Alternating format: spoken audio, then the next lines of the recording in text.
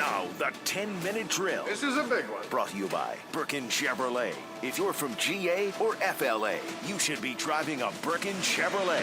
Come on. Hit it. What up, Facebook? Good to be along with you.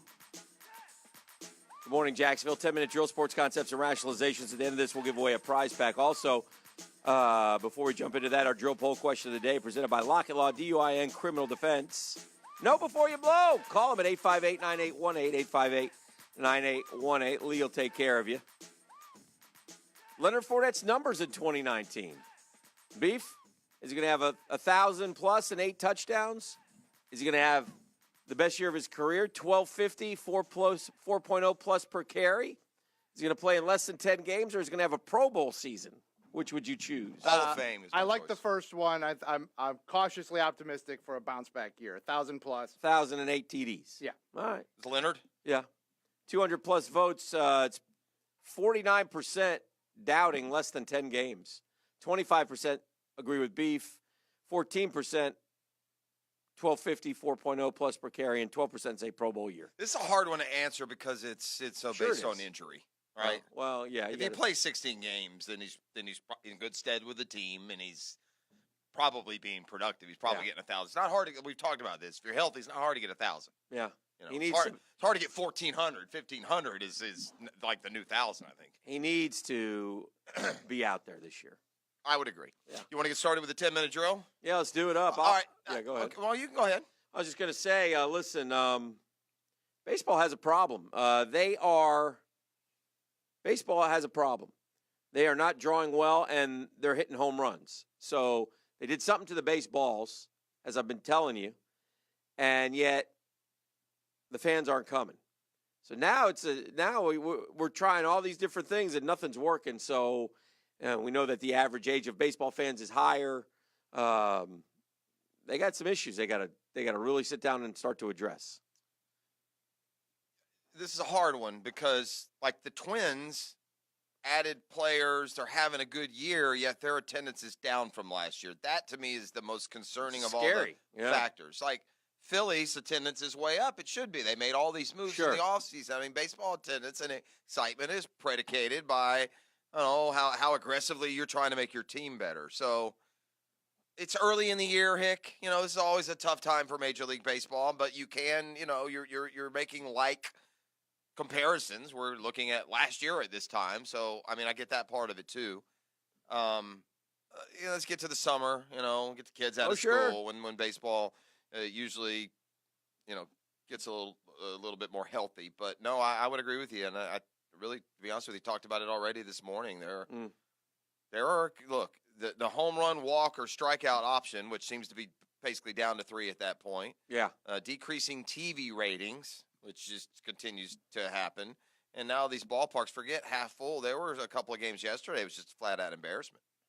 I mean, it literally. That Kansas City game, there was nobody in that Now, game. granted, both those games yesterday, there were makeup games of postponed. They weren't ever on the original schedule. Sure. So that's going to affect it. But you should never play a Major League game where there are significantly less fans than an average jumbo shrimp game.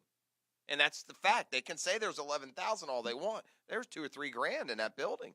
I don't know how you pay to keep the doors open. So your point is valid. All right, the Jaguars signed 3 linebackers yesterday. Yes. And Telvin Smith is still AWOL. Yes. Do those two things have anything to do with each other? They could. It's not like they didn't. These aren't necessarily guys you've never heard of. I mean, these are guys who have played some football. You know, one guy, Wilson, played for the Rams in every game last year and started a few. I don't think they're – well, I know they're not of Telvin's ilk. But, listen, I mean, something's happening, and we've been saying it all along. And to clarify, this can't be about he's not here. He's not here is about whatever the issue is. Right. In other words, it's not like Telvin didn't show up, didn't call, so, oh, my God, we're going to trade him, we're going to move on, there's something that predicated that, I think. Absolutely. Yeah. Absolutely. So, yeah. You don't want to – I mean, I do think this now. I would like to tap the brakes before we make any overall decisions. And while, yes, Telvin struggled in some areas or maybe wasn't as good last year, he's a hell of a lot better than any of these guys. Correct. So,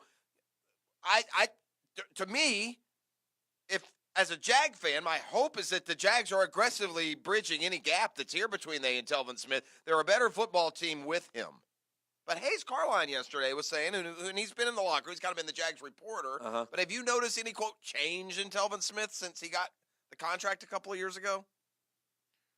I don't deal with him enough. Yeah, I mean, Hayes probably deals with him a little bit more. We talk to him after every game. Yeah.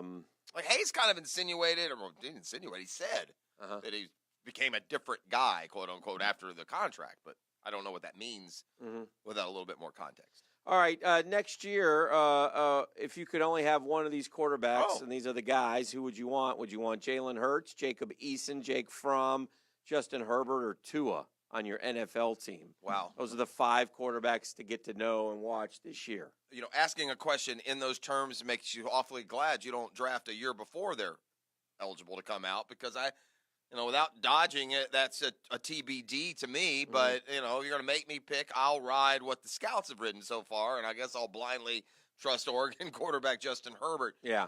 Look, Tua may end up being the guy. I don't – there's something weird about a lefty. It's just the ball, the way it comes out and looks, maybe we're misdiagnosing the arm strength or some other things. But the way Tua struggled late in the year, he had to be benched, I know somewhat for injury against Georgia, and then – got killed in the national championship game, so I think his star is fading just a tad. Those are all pretty good options. The interesting one there is Jacob Eason. Yeah. Who transferred from Georgia and seemed like, a prototypical NFL prospect, and he's kind of been out of sight, out of mind for a year. He could very easily emerge as that guy. It'll be interesting to see between Eason and Fromm who ends up the more highly touted, as it were. All right. I have a culinary question. Maybe it should be for beef. All right. Maybe it is for you, but yes. I just have one question. Thank you. I'll put on my Chef Adam here for you. Okay. Well, when we get back into sports, because I got some Big green egg. I got some other sports things that I think are worth talking about. But Green Egg Nation. What is the purpose of the poppy seed bagel, other than to make eating the bagel a big messy pain in the ass? Some people like the poppy seed. Do they have a taste? Yeah. You taste the poppy seed? I like a poppy seed bun with a hot dog. Is there any way that we could maybe cook the flavor of the poppy seed in without ending up with 1,812 poppy seeds all in your teeth and in your lap? Or no, you don't know. You don't know the answer to that? I will say that the bagels we did acquire with the poppy seeds do seem to have Look at these things, ladies 4 and gentlemen. poppy seed bagels. Look and at that. Excessive quantity of poppy seeds. Look at the poppy seeds on that sucker, Hick. Huh? It's thick. I'm just giving you a heads up, Jeff. Don't get any drug tests in the next couple days. Well, I'll fail for opiates? Yes. Well, let me ask you this. If I lick the poppy seeds here for the next couple hours off the 12 bagels that are left, will I catch a buzz? Possibly. Yeah. I don't know what it's worth a don't shot. know what they do. Yeah. Not sure. Exactly. You know what is interesting, Hick, about the reality of a 2-0 deficit? This is why it's so important last night that the Blazers won. It's important that the other team's down 1. But when you put it in this stark reality, you understand why teams don't come back from 2-0 very often. But at the end of the day, the Houston Rockets are going to have to beat – and they don't play today. They don't play till Saturday. Right. The Houston Rockets are going to have to beat the Golden State Warriors 4 of the next 5 games. That's why 2-0 – I mean, when you think of down 2-0 like that, it sounds even worse than being down 2-0. Now, granted, until you lose a game at home, it's still wide open. But if I ask you, in the last 5 years, have the Golden State Warriors ever lost 4 out of 5 games? What would you think? Maybe once. Maybe once. Yeah.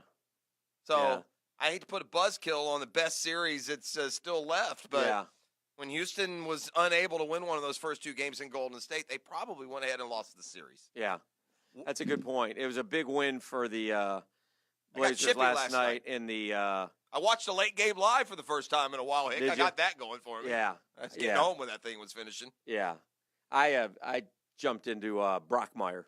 You still watching? It's glorious. He's I can't I don't know. If something Jimmy Brockmeyer. I am hard to offend. I got offended at some point last year. I haven't gone back. Yeah, it's tough. How's he doing? Did we ever get the Braves gig? He's sober. I was clinically dead for 3 minutes in a brothel in Macedonia one time. But those girls, they're pros. They keep those paddles handy. Yeah, I'm guessing he won't stay sober, knowing Jimmy Brockmeyer. It's going to be a challenge. Did he get the Braves job? No, he's doing we're in spring training right now. He's filling in for the a guy who's the A's guy. The A's guy who is what's his name? Oscar Award winner. I just had a We Are Farmers. yeah, that guy. Bump, bump, bump, bump, bump, bump. That guy. Yeah. Oh, I just he's had a in brain fart on his name. Yeah. What's his name? He got all So, buff in the the guy gym. from Whiplash. Yeah. Yeah. Come on, beef.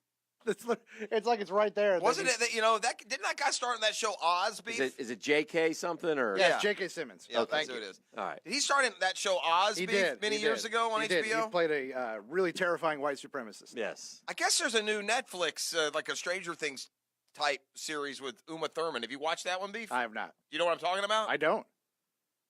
That's what we bring.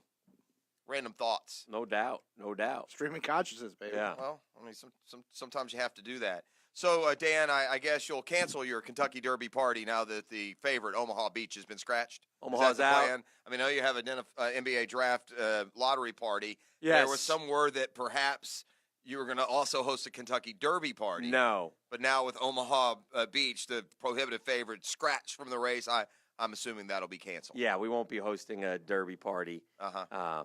Yeah, we have plans on Saturday. How much did you know about Omaha Beach? Nothing. Oh. I didn't know anything. What will you do with the ingredients, the mint julep ingredients? Will you repurpose those? I know nothing about Omaha Beach. Is Ron Turcotte on the ride? Ron Turcotte, if you ask me, I would say was an NHL goalie. So there you go. I would miss that Didn't one. Ron Turcotte ride Secretariat? I don't know. Yeah. I'm not a horse racing historian. All right. Do you know what is in a mint julep? No. There's mint and also julep. Doc, you ever drank a mint julep? No. No. I don't know what a mint. It sounds gross to me. I know they chop up a ton of mint and Is that shove what it they in do? some booze. What is it? Is it a gin drink? What is the base alcohol in a mint julep? Do you think bourbon? It should be, shouldn't it? You're in Kentucky. I mean, how can the Kentucky Derby? According to this, It's got to be bourbon, right? mint julep is Whiskey. a mixed drink Bourbon. consisting primarily of bourbon, sugar, water, crushed or shaved ice, and fresh mint. Also known as an old fashioned with mint. 1 teaspoon of powdered sugar, 4 Yeah. mint leaves, 2 Sounds like an teaspoons of old-fashioned. water, and a couple ounces of bourbon whiskey. Doc, what about old fashioned? You ever had one of those? Doc's just straight up, right? Sipping scotch. That's Doc. Scotch. Straight burn in it my belly. I know that too. All right. Well, as you may have gleaned, Doc Kevin Murphy is coming up next. We'll check the injury report. I'll see how much danger I am of failing the company drug test for my poppy seed bagel, and much more as we roll on. It's a custom Danny. Tree Surgeons Thursday on the show. Let's go caller number 1 right off the rip. Wow. 641-1010. What are they getting, Beef? We're splashing the pot a little bit because on top of our family 4-pack for the jumbo shrimp down at the baseball grounds and our voucher for the 18-hole simulator with TrackMan and a beer from Coastal Indoor Golf, we're also going to hook the lucky winning Guggen up with one of these sweet USO T-shirts that you were just sporting on the Twitter feed. Excellent. It's the official uniform of the military supporter. You can get yours by donating to the USO today. Check out Danny's looking fly on the Twitter box. And caller number 1 right now, 641-1010, is going to take one home. I like it.